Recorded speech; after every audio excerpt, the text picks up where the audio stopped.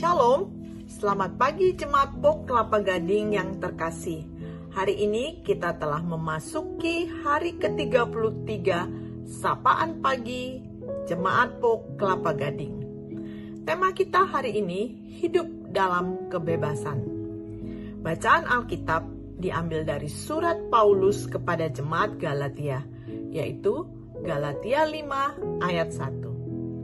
Supaya kita sungguh-sungguh merdeka, Kristus telah memerdekakan kita. Karena itu, berdirilah teguh dan jangan mau lagi dikenakan kuk perhambaan. Apa sebenarnya arti hidup dalam kebebasan? Kalau dalam bahasa sehari-hari, hidup dalam kebebasan artinya kemampuan individu untuk bertindak, berpikir, dan membuat pilihan sesuai keinginan sendiri tanpa tekanan, intervensi, atau keterkekangan, namun tetap bertanggung jawab dan tidak melanggar hak orang lain. Hari ini, Jemaat POK Kelapa Gading yang terkasih, kita diajak memahami kebebasan menurut Galatia 5 ayat 1. Kebebasan adalah kemerdekaan mutlak yang diberikan Kristus dari perhambaan dosa, hukum Taurat, dan legalisme agama. Ini adalah panggilan untuk berdiri teguh dalam kasih karunia, bukan kembali hidup dalam ketakutan atau aturan manusiawi, melainkan melayani sesama berdasarkan kasih oleh kuasa Roh Kudus.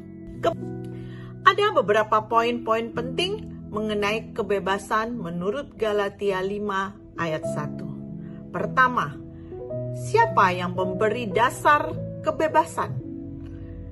Kristuslah sendiri yang memerdekakan manusia, bukan hasil usaha atau perbuatan manusia. Kedua, bebas dari apa? Bebas dari kuk perhambaan, hukum Taurat, dosa, ketakutan, rasa khawatir, dan kematian. Tujuan kebebasan. Ketiga, tujuan kebebasan. Agar orang percaya hidup sebagai orang merdeka, bukan memuaskan keinginan daging atau dosa, melainkan melayani satu sama lain dalam kasih. Keempat, sikap orang bebas.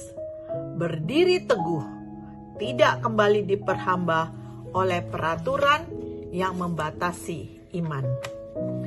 Prinsip kebebasan di dalam Kristus harus terus-menerus menjadi landasan kita dalam menjalani kehidupan saat ini.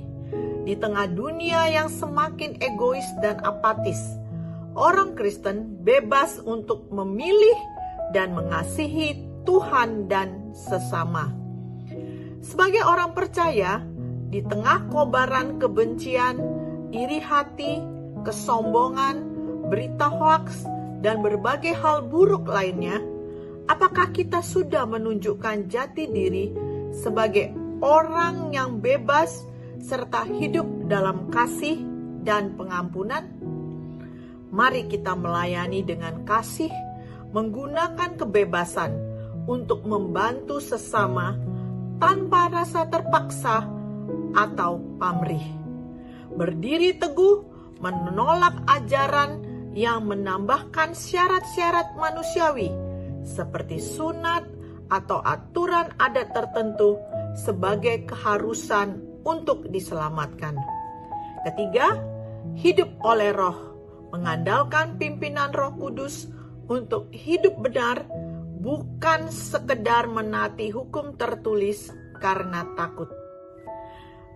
Kemerdekaan ini bukan berarti kebebasan tanpa batas, melainkan kebebasan bertanggung jawab untuk hidup sesuai kehendak Allah.